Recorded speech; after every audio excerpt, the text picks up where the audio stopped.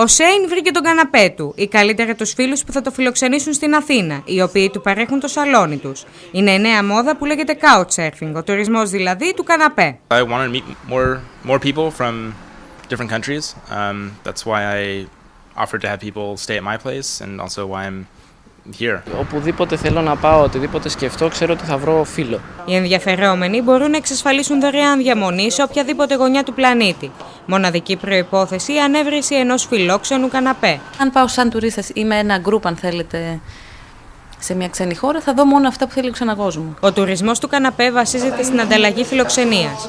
Ο συντονισμός των μελών γίνεται μέσω διαδικτύου και αποτελεί έναν ιδιαίτερο οικονομικό τρόπο να ταξιδεύει κανείς. Είναι ένας τρόπος που αν κάποιος θέλει να κάνει οικονομικές διακοπές, μπορεί. You learn not only from not paying for hotels, but you learn where to go to eat, or to drink, or where the locals go.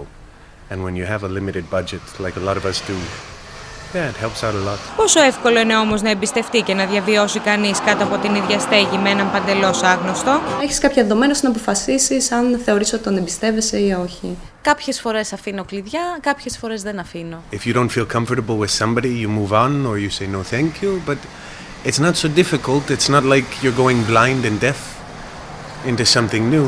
There's always a little fright. Για τους τουρίστες του καναπέ το ταξίδι είναι άμεσα συνυφασμένο με την πολιτισμική ανταλλαγή.